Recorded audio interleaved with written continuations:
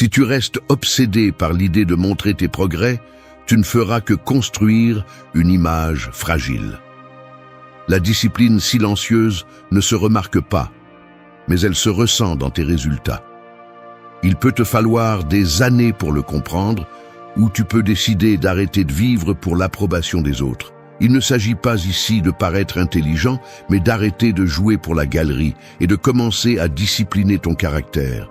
Ici, ce n'est pas l'image que tu renvoies qui compte, mais ce que tu fais quand personne ne te regarde.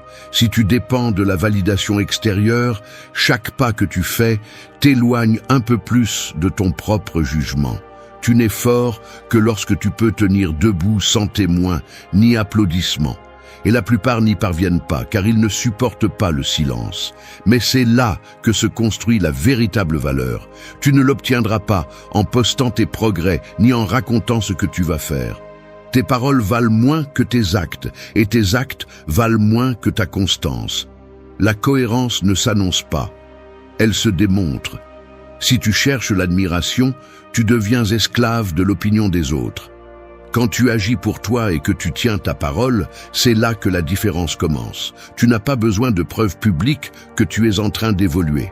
Tu as besoin d'une discipline privée qui ne demande ni permission ni explication.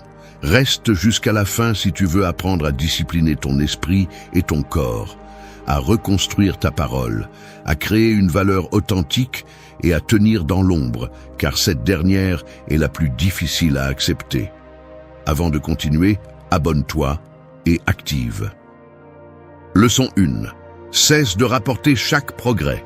Éviter la validation constante t'apporte un respect authentique. Ton problème n'est pas le manque de progrès, c'est le besoin constant de le montrer.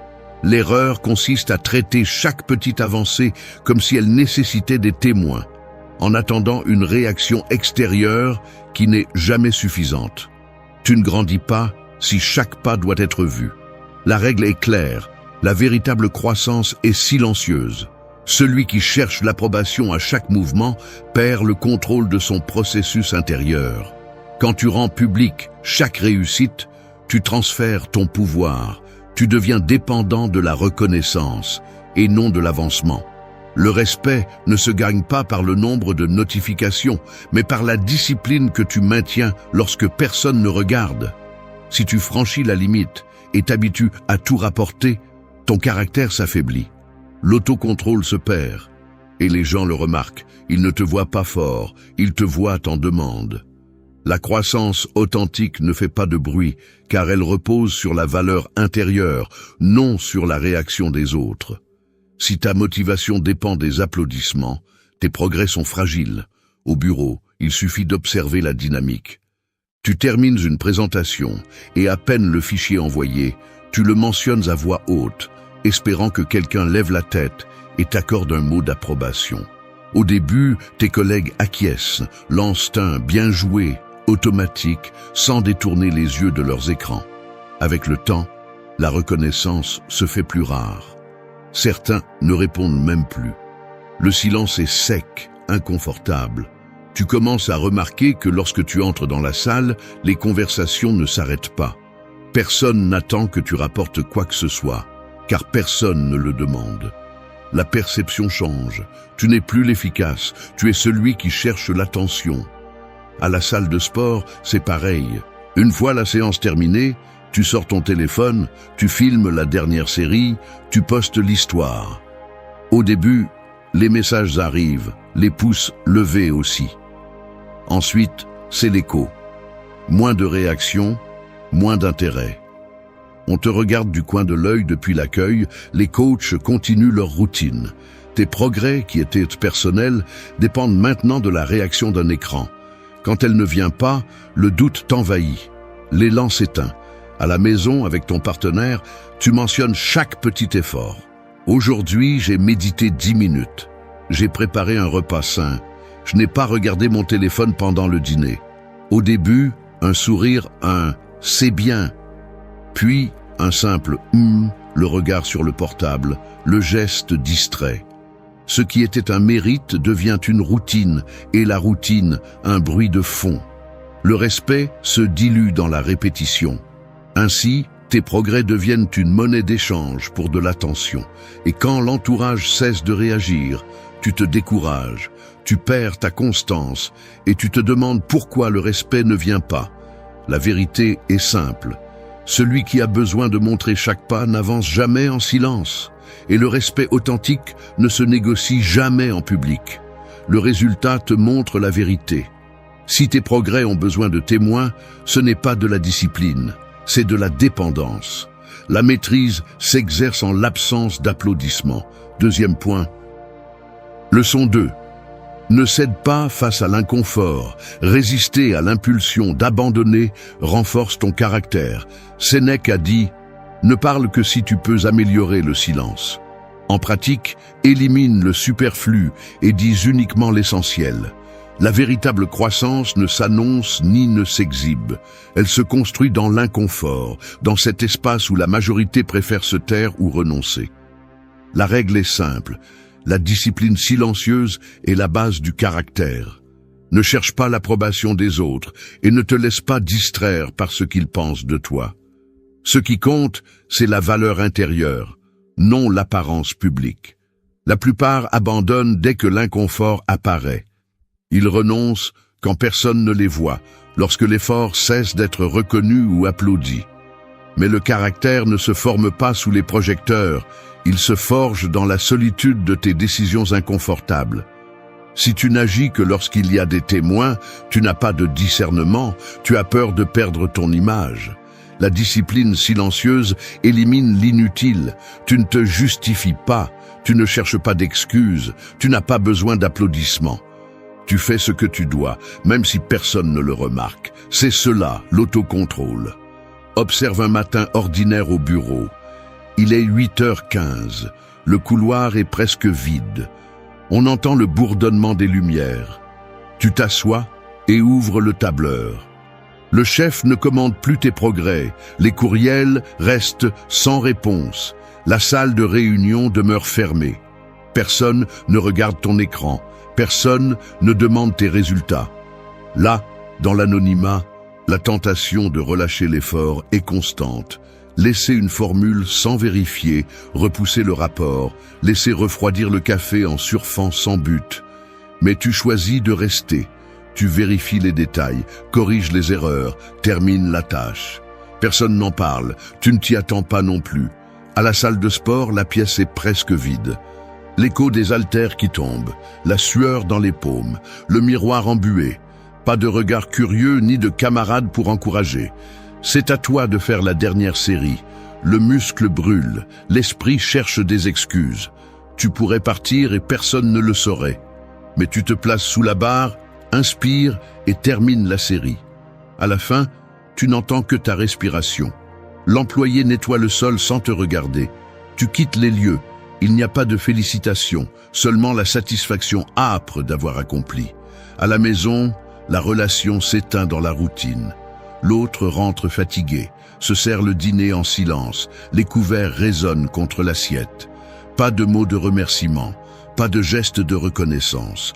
Tu pourrais arrêter de demander comment s'est passée la journée, tu pourrais éviter l'étreinte. Mais tu choisis de rester à table, tu écoutes la réponse brève, tu redemandes, tu débarrasses les assiettes. Personne ne le célèbre, personne ne le remarque, mais la relation ne s'effondre pas, elle persiste. Les conséquences ne sont pas immédiates, personne ne t'applaudit, mais on ne te reproche rien non plus.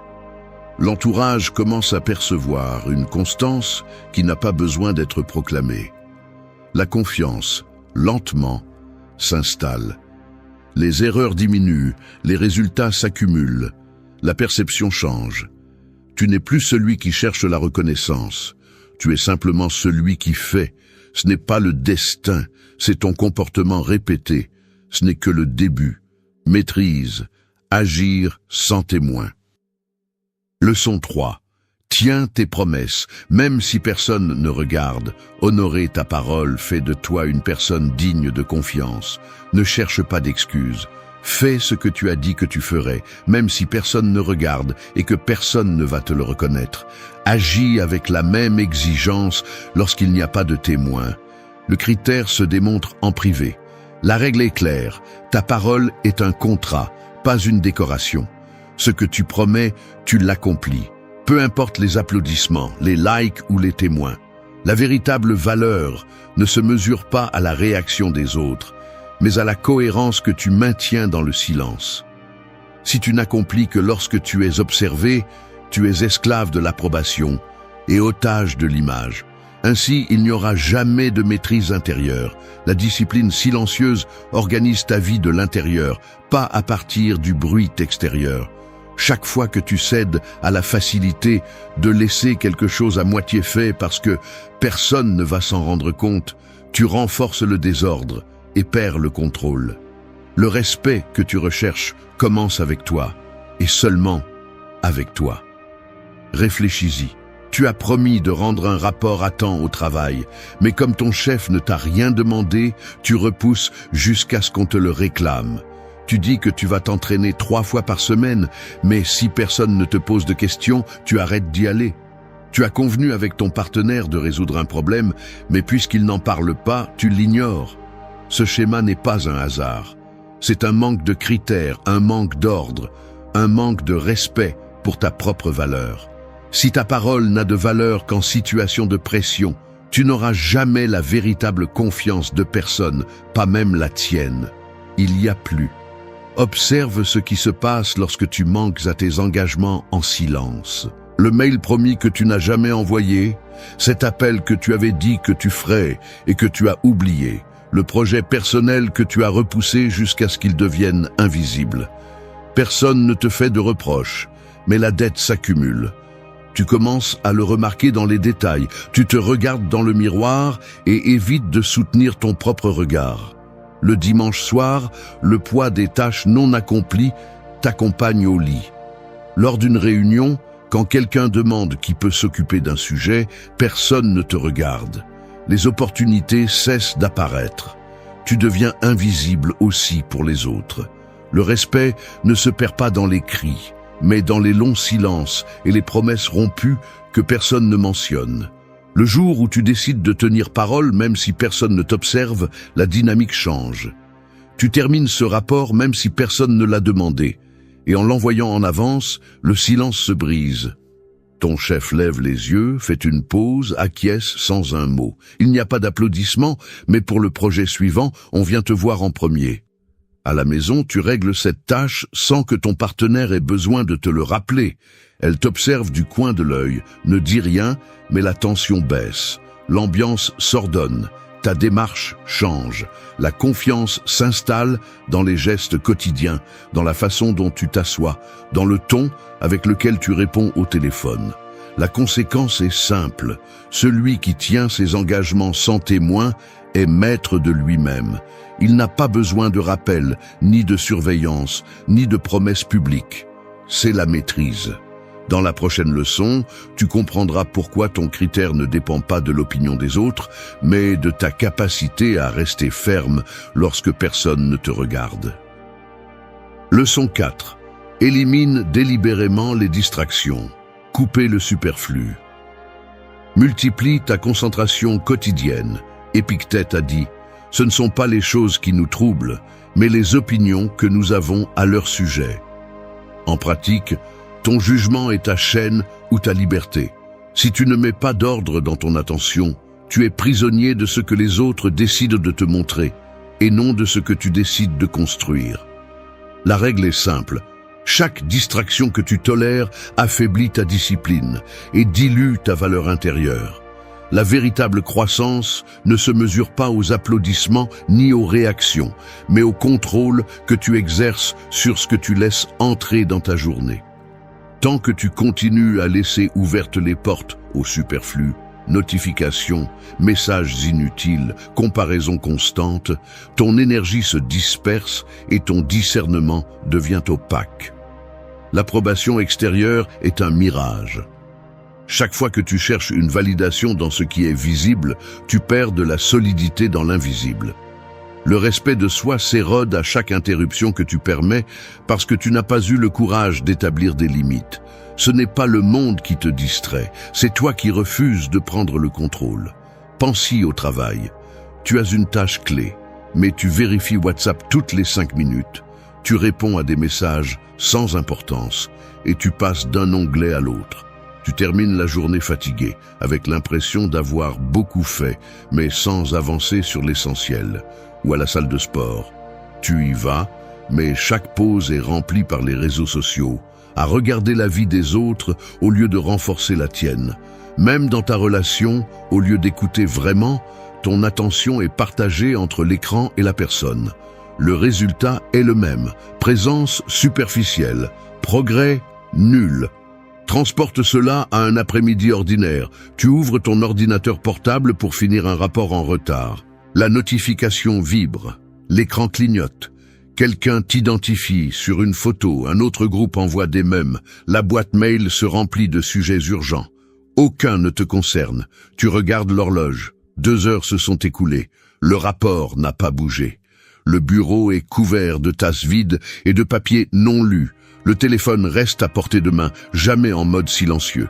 Tu lèves les yeux et tu vois ton reflet dans la fenêtre. Regard fatigué, mâchoire tendue. La sensation de vide est palpable. Dehors, la lumière change, mais tu restes bloqué sur le même paragraphe. À la maison, la scène se répète. Le dîner refroidit pendant que tu réponds à des messages dont tu ne te souviens plus après.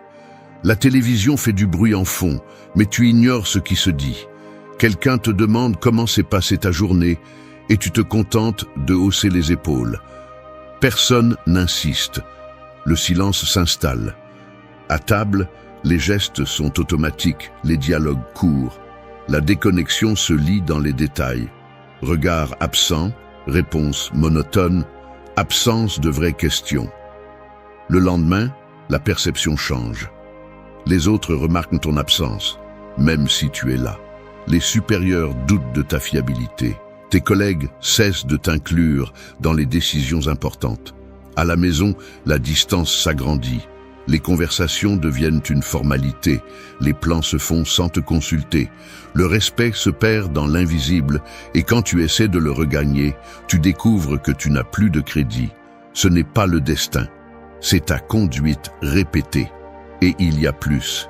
Maîtrise la porte de ton attention. Leçon 5. Décide de ta voix sans chercher l'approbation. Prendre des décisions seul renforce ton énergie intérieure. Tu es en réunion et avant de donner ton avis, tu jettes un coup d'œil pour guetter la réaction des autres. Tu envoies un message important et tu attends la double coche bleue, inquiet de la réponse. Ou tu hésites avant de prendre une décision simple, craignant ce que les autres penseront si tu te trompes. C'est ainsi que tu dilues ta force, en consultant chaque pas, en attendant une permission qui ne viendra jamais. Le principe est simple, la véritable croissance exige une discipline silencieuse et une concentration absolue sur ta valeur intérieure, non sur l'opinion d'autrui. Quand tu remets ta direction à l'approbation extérieure, tu deviens dépendant et prévisible. Le respect ne se construit pas en demandant la permission. Il se gagne en prenant des décisions et en les assumant, même si personne n'applaudit. La discipline silencieuse, c'est agir sans exposer ton processus à l'opinion publique. Si tu cherches l'approbation avant d'agir, ton discernement s'affaiblit. La valeur intérieure se forge dans la solitude, au moment où tu décides sans témoin, sans besoin de reconnaissance. Chaque fois que tu doutes et consultes avant d'agir, tu abandonnes ton pouvoir de décision. Et lorsque ta conduite dépend des applaudissements, tu ne développes jamais une véritable autonomie. Exemple du quotidien. Tu es sur le point de changer de travail. Au lieu d'analyser tes propres raisons et de prendre la décision, tu appelles 3 amis, tu demandes l'avis de ton partenaire, tu consultes des forums. Au final, ton choix est la moyenne de ce que les autres pensent, pas le reflet de ton caractère.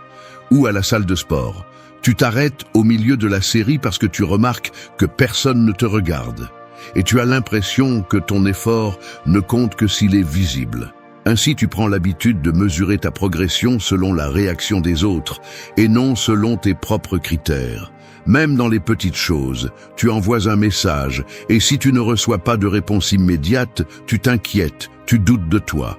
Cette habitude te rend faible, anxieux, toujours à la merci de la validation extérieure. Et le vrai progrès n'arrive jamais, parce que tu n'agis jamais par conviction, seulement par réaction. Autre scène, tu sors dîner avec un groupe et, devant le menu, tu attends que tout le monde commande avant de te décider, observant leur plat pour ne pas détonner. Lorsque le serveur arrive, ta voix est à peine audible, tu hésites une seconde de trop. Quelqu'un te demande pourquoi tu as choisi cela et tu te justifies alors que personne ne l'a demandé. La conversation continue, mais ton insécurité flotte dans l'air, invisible mais perceptible. Tes gestes te trahissent. Tu jettes des regards en coin, tu acquiesces trop, tu souris excessivement en quête d'acceptation. À la fin de la soirée, tu repars avec la sensation de ne pas avoir été présent, d'avoir agi uniquement pour t'intégrer. Les conséquences s'accumulent. Au bureau, tes collègues commencent à percevoir ton indécision. Ils ne te sollicitent pas lorsqu'il faut résoudre une urgence. Cela se voit dans les silences gênants avant que tu ne parles, dans les regards échangés en attendant que quelqu'un d'autre prenne l'initiative. Ta valeur perçue diminue. L'opportunité n'attend pas celui qui doute. Ce n'est pas le destin, c'est ta conduite répétée. Cette erreur paraît petite. La suivante ne l'est pas. Maîtrise. Le silence est une position. Leçon 6. Fixez des limites claires à ceux qui absorbent votre temps. Protéger votre espace vous permet de grandir solidement. Il y a une chose que tu dois accepter. Si tu ne poses pas de limites claires, d'autres décideront à quoi tu consacres ton temps et ton énergie. Ce n'est pas un hasard si tu te sens vidé ou si tu n'avances pas. C'est la conséquence directe d'avoir laissé ton espace disponible à n'importe qui. Le principe est simple, ta véritable croissance dépend de la protection de ton temps contre ceux qui l'absorbent sans rien apporter. Si tu ne sais pas dire non, ta discipline s'effondre avant même d'avoir commencé. Il ne s'agit pas d'être dur sans raison ni de devenir inaccessible. Il s'agit de reconnaître l'auto-illusion. Tu crois que rester toujours disponible te rend plus précieux, mais cela ne fait que te rendre plus manipulable. Les personnes qui ne respectent pas ton temps apprennent vite qu'elles peuvent t'interrompre, te demander des services, te distraire avec leurs urgences. Tu deviens la ressource facile, celui qui ne dit jamais stop. Et pendant que tu cherches l'approbation ou que tu crains de déplaire, eux font avancer leurs propres projets. Tous ces sacrifices silencieux ne te rapprochent pas de tes objectifs. Ils t'enfouissent seulement dans l'agenda des autres. Au travail, tu es celui qui répond aux messages WhatsApp en dehors des horaires, celui qui prend en charge les tâches des autres parce qu'il ne sait pas dire non. Il suffit de regarder ta boîte de réception, des messages sans importance, des demandes de dernière minute, des réunions inutiles auxquelles tu assistes seulement par obligation. Dans ton groupe d'amis, tu es celui qui est toujours disponible, même si tu annules tes propres projets. Tu reçois des appels inattendus, des messages pour résoudre des problèmes qui ne te concernent pas, des invitations de dernière minute auxquelles tu acceptes, même si tu as d'autres priorités. En couple, tu cèdes ta routine quotidienne pour t'adapter au rythme de l'autre, même si cela te laisse 100 ans pour t'entraîner, lire ou travailler sur ce qui compte vraiment. Tu remarques que tes livres prennent la poussière, que tes vêtements de sport restent dans l'armoire et que ta liste de tâches personnelles ne diminue jamais. À la fin de la journée, tu te demandes pourquoi tu n'avances pas, mais la réponse se trouve dans chaque minute que tu as offerte par peur de déranger. Ne pas poser de limites n'est pas de la générosité, c'est un manque de discernement. Une croissance solide exige une discipline silencieuse. Organiser ton temps, protéger ton espace, apprendre à dire non sans donner d'explications inutiles.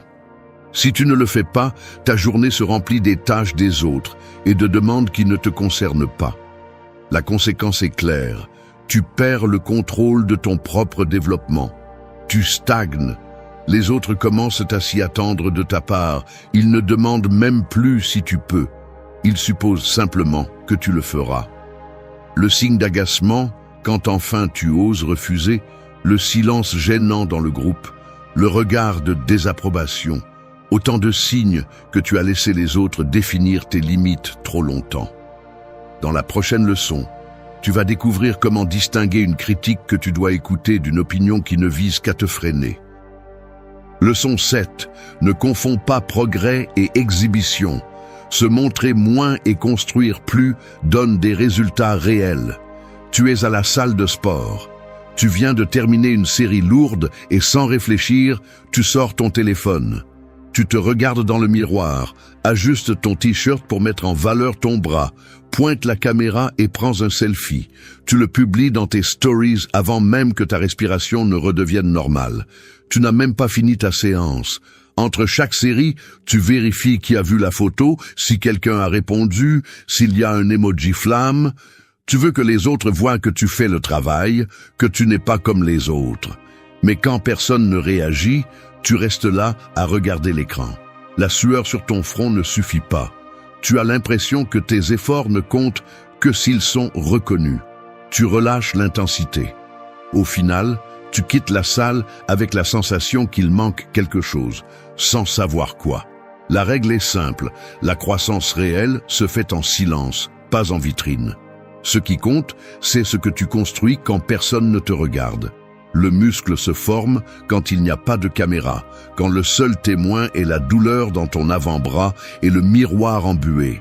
Chaque fois que tu privilégies montrer tes progrès plutôt que de faire le travail, tu en paies le prix. Tu échanges la discipline contre l'exposition. Tu offres ton énergie à l'approbation extérieure. Le progrès authentique s'affaiblit quand tu le nourris de validation extérieure.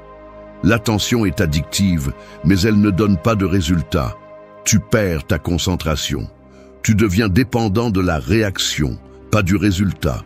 Et cette dépendance te rend moins constant. Parce que quand il n'y a pas d'applaudissements, ta motivation s'en va. Et c'est là que la majorité abandonne. Regarde au travail. Tu as une idée, à peine une ébauche. Avant même de la concevoir, tu cours l'annoncer sur le groupe WhatsApp.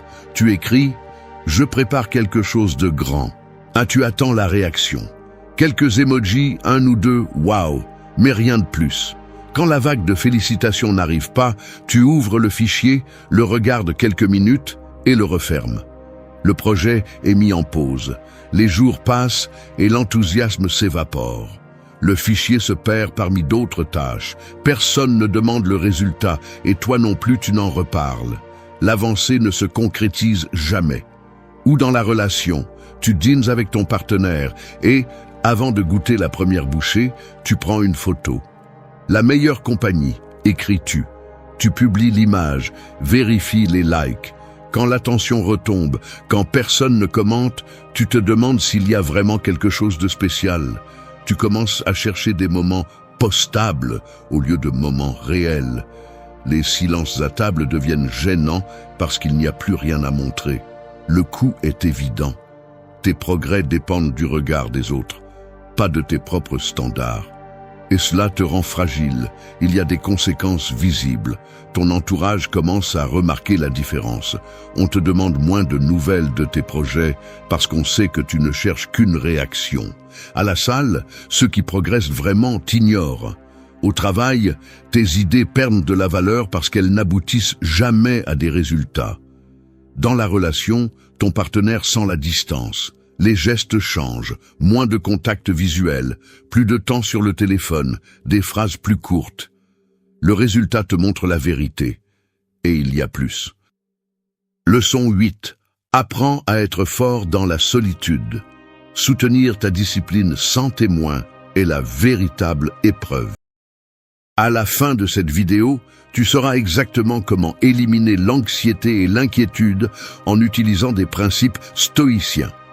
Ce sont 10 secrets que très peu de personnes appliquent, mais qui peuvent transformer complètement ta manière d'affronter le stress et l'incertitude. Imagine Laura, une professionnelle brillante qui vivait prisonnière de l'anxiété. Chaque nuit, elle avait du mal à dormir, repassant dans son esprit les erreurs de la journée et anticipant les problèmes du lendemain.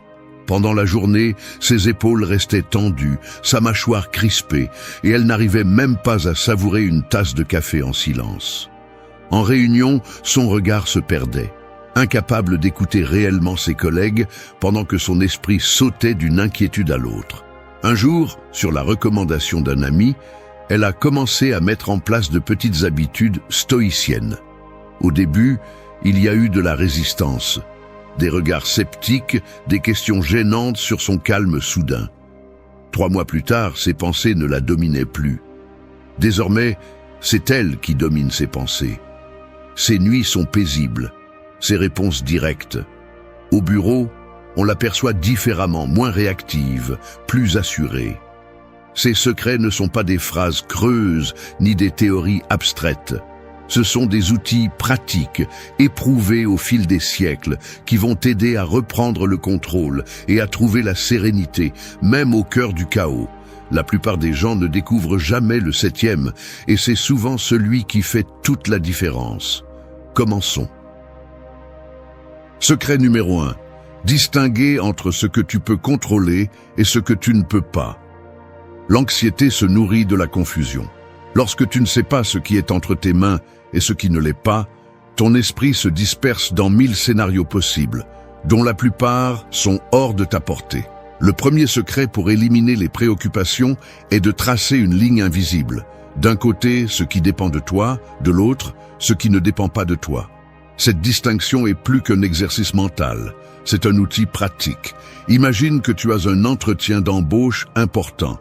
Tu peux contrôler ta préparation, ta ponctualité, ta présence et ton attitude pendant la conversation.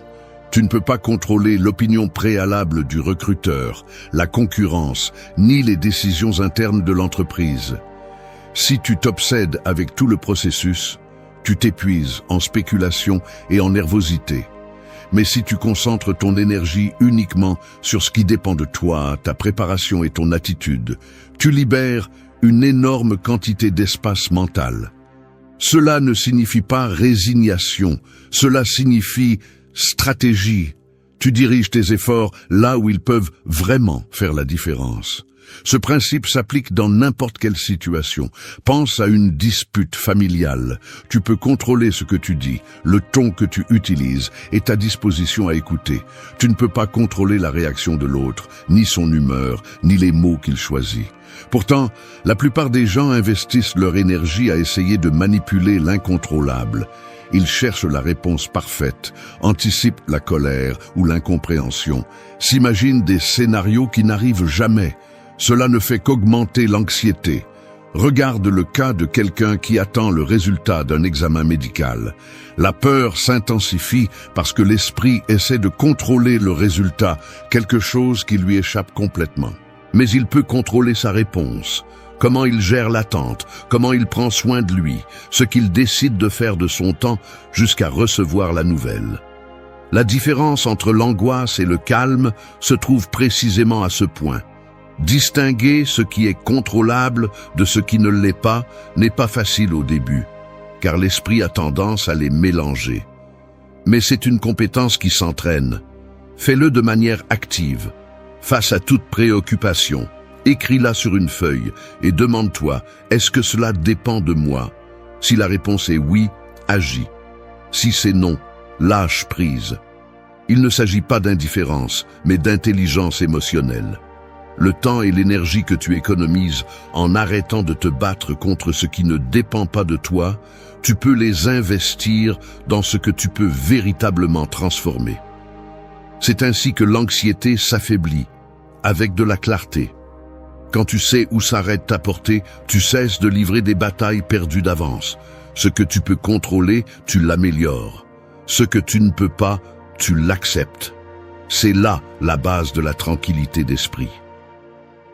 Deuxième secret, visualiser le pire scénario pour lui enlever son pouvoir. As-tu peur de tout perdre? Fais l'exercice. Imagine cette catastrophe dans tous ses détails. Ne te cache pas derrière l'espoir. Ne prie pas pour qu'elle n'arrive pas. Regarde-la en face, mets-la à nu. Tu perds ton travail? Visualise l'appel, le visage du patron, le silence. Tu te retrouves sans argent? Ressens le poids du compte vide, l'inconfort de demander de l'aide, la fierté avalée. Un échec? Savoure le ridicule, la honte, l'écho des regards des autres. Et après? Tu es toujours vivant, humilié, blessé, mais vivant. La peur qui te ronge de l'intérieur est un fantôme gonflé. Quand tu la regardes sans filtre, elle rétrécit. Le pire scénario est désagréable, inconfortable, mais ce n'est presque jamais la fin. Le monde ne s'arrête pas parce que tu échoues. La vérité, la plupart des gens ne regardent pas et personne ne se soucie autant de ta chute que toi. Alors, arrête de nourrir le monstre dans l'obscurité, sors-le à la lumière et regarde-le bien. Il n'est pas invincible. Il ne te contrôle que si tu lui échappes. Arrête de perdre du temps à souffrir pour ce qui pourrait arriver. Le pire scénario n'est que cela, un scénario, pas ta sentence. Si tu l'acceptes, il ne peut plus t'effrayer. Si tu peux le supporter dans ton esprit, tu peux le supporter dans la vie. Secret numéro 3. Pratiquer le détachement émotionnel face aux résultats. La routine quotidienne oscille entre action et conséquence. Une décision, une conversation, un effort. Le résultat arrive ensuite. Parfois il est favorable, parfois non. Le corps réagit, le pouls change, l'esprit s'accélère, l'attention se fixe sur ce qu'on ne peut pas contrôler. L'attente devient un fardeau. Le résultat est analysé, jugé, comparé. L'attachement à l'issue génère tension, insatisfaction, inquiétude qui ne disparaît pas. Le détachement émotionnel face aux résultats est une pratique d'observation. L'action est réalisée de façon délibérée. Le résultat est accepté tel qu'il est. Il n'y a pas de célébration excessive en cas de succès, pas d'effondrement en cas d'échec. Il s'agit simplement d'enregistrer ce qui se passe. L'attention reste sur le comportement, non sur l'issue. Le travail se trouve dans l'action, non dans la récompense. Dans cet état, l'esprit ne se disperse pas dans des scénarios hypothétiques. Le présent demeure le seul espace d'influence. L'effort se dirige vers ce qui dépend de soi. Le reste est relâché. Le calme apparaît lorsqu'on cesse d'exiger que la réalité corresponde à nos attentes. Le détachement n'est pas de l'indifférence, c'est une discipline pour ne pas se perdre dans ce qui n'est déjà plus sous contrôle. Ainsi, l'anxiété diminue. Ainsi, l'inquiétude perd de sa force. Le résultat cesse d'être une menace ou une promesse. Il est simplement. Et l'on continue d'avancer. Secret numéro 4. Te concentrer sur le présent, pas sur un futur hypothétique. T'est-il déjà arrivé que ton esprit voyage tout seul vers le pire scénario possible? Soudain, tu te retrouves à imaginer des disputes qui n'ont jamais eu lieu, des problèmes qui peut-être n'arriveront jamais, et tu ressens le poids d'un avenir qui n'existe pas encore. C'est épuisant. Vivre dans cet état d'alerte constant te vide, t'enlève de l'énergie et t'empêche de profiter de ce que tu as juste devant toi en ce moment. Tu n'es pas le seul. Nous sommes tous, à un moment ou à un autre, piégés par ce piège mental. Il est facile de se perdre dans le « et si ». Et si je n'obtiens pas ce travail? Et si je perds ce que j'ai? Et si quelque chose se passe mal? Mais combien de fois ces peurs se réalisent-elles vraiment?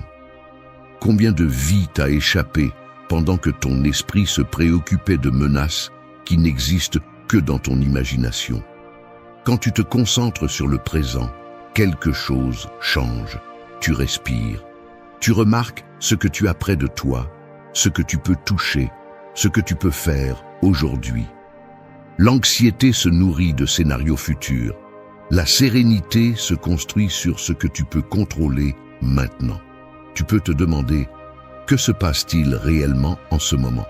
Que puis-je faire avec ce que j'ai maintenant, pas avec ce que j'imagine qui pourrait arriver? Parfois, le présent n'est pas parfait. Il peut y avoir des défis, de l'inconfort, même de la douleur. Mais le futur hypothétique est souvent bien plus effrayant, car il n'a pas de limite. Ton esprit peut tout inventer. Et plus tu passes de temps là-bas, moins tu as la capacité de répondre à ce qui compte vraiment. Il ne s'agit pas d'ignorer ce qui vient, mais de ne pas laisser les possibilités te paralyser. Quand tu reviens au présent, tu reprends le contrôle. Tu peux agir, décider, respirer. À quoi ressemblerait ta journée si tu cessais d'anticiper des problèmes et te consacrais à ce qui est devant toi? Qu'est-ce que tu pourrais découvrir si tu arrêtais de te battre contre des fantômes et te concentrais sur ce qui est tangible? Aujourd'hui, en cet instant, de quoi peux-tu vraiment t'occuper? Cinquième secret. Accepter l'impermanence de toute chose. Rien ne demeure. Les objets s'usent, les relations changent, les émotions fluctuent. Un jour, la routine se brise. Un message inattendu, une nouvelle, une perte, et l'échiquier de la vie se réorganise sans demander la permission. Ce qui semble solide aujourd'hui n'est, demain, qu'un souvenir diffus. La jeunesse, la santé, même la douleur, tout suit le même cycle d'apparition et de disparition. Observer cela, sans fioriture, montre clairement que l'anxiété de vouloir contrôler les résultats est un effort vain. S'accrocher à ce qui est déjà en train de changer ne fait qu'augmenter la souffrance. La nature ne négocie pas. Chaque commencement porte en lui sa propre fin. Vivre sous l'illusion de la permanence crée des attentes rigides. On planifie comme si le monde suivait un scénario personnel. Mais l'incertitude est la seule constante. Certains essaient de résister, luttant contre le cours naturel et finissent épuisés, déçus. D'autres choisissent de s'adapter, suivent les changements, ajustent leurs pas lorsque le terrain devient instable. Le détachement n'est pas de la froideur, c'est une position lucide. Profiter de ce qui est, tant que c'est là, en sachant qu'à tout moment, cela peut disparaître. Ainsi, le souci perd de sa force. Il ne s'agit pas de se résigner, mais de comprendre la dynamique réelle de l'existence. Accepter l'impermanence, c'est regarder en face la fragilité de toute chose. Rien ne s'arrête. Le soulagement vient lorsqu'on lâche le besoin que tout dure. Ce qui est aujourd'hui ne sera pas demain. Le calme naît de cette acceptation. Secret 6. Utiliser la raison pour remettre en question les pensées anxieuses. L'anxiété se manifeste souvent comme une voix insistante dans l'esprit, répétant sans relâche des menaces, des scénarios catastrophiques et des doutes. Dans cet état, l'émotion domine et la logique se retire. Mais il existe un outil capable de rétablir l'équilibre. La raison. Utiliser la raison pour remettre en question les pensées anxieuses n'est pas un simple exercice intellectuel, mais une méthode concrète pour désamorcer la machinerie intérieure qui alimente la peur. La première étape consiste à identifier la pensée qui génère l'inquiétude. Par exemple, l'idée que quelque chose de mauvais va arriver ou je ne serai pas capable de résoudre ce problème. Une fois isolée, elle est examinée à l'aide de questions directes. Quelle preuve ai-je que cela va se produire? Est-ce déjà arrivé auparavant? Si c'est arrivé, est-ce que c'était aussi grave que je l'imaginais? Quelles alternatives existent? Suis-je en train d'ignorer des éléments qui contredisent cette crainte? Cette série de questions agit comme une loupe sur la distorsion, révélant sa fragilité. En pratique, cela signifie ne pas accepter la première impulsion de l'esprit comme une vérité absolue. Imagine quelqu'un qui craint de perdre son emploi après avoir commis une petite erreur. Son esprit projette un avenir fait d'échecs et de ruines. Mais, en analysant la situation de manière rationnelle, il découvre qu'il n'a jamais été licencié pour des erreurs similaires, que l'entreprise dispose de protocoles pour corriger les problèmes et que d'autres collègues ont commis des fautes sans conséquences graves. La peur perd de sa force lorsqu'elle est exposée à la lumière des faits. Il ne s'agit pas de forcer l'optimisme ni de nier les risques réels, mais de distinguer entre ce qui est possible et ce qui est probable, entre la peur et la réalité. La raison n'élimine pas automatiquement l'anxiété, mais en réduit l'intensité et permet de prendre des décisions plus équilibrées. Ainsi, l'esprit cesse d'être l'otage de ses propres fantasmes et retrouve le contrôle. Cette technique demande de la pratique.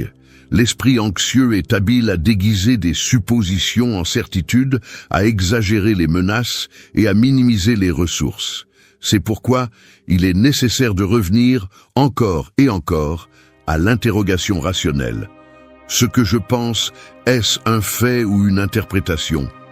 Suis-je en train d'exagérer la probabilité d'une issue négative? Que puis-je réellement faire, ici et maintenant? À mesure que cette habitude se renforce, l'anxiété perd sa capacité à dicter le cours des pensées. La peur cesse d'être un tyran invisible et devient un adversaire identifiable, auquel on peut répondre par des arguments, et non seulement par l'évitement ou la résignation. Utiliser la raison pour remettre en question les pensées anxieuses est une discipline quotidienne. Elle ne promet pas la disparition totale de la peur, mais offre la possibilité de vivre avec plus de clarté, sans succomber à chaque alarme intérieure. Le calme naît non pas de l'ignorance des problèmes, mais du fait de les affronter avec la lucidité qu'apporte une analyse honnête et détachée. 7e secret.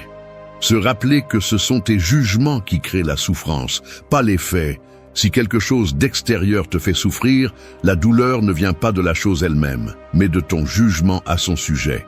Et tu peux effacer ce jugement à l'instant même.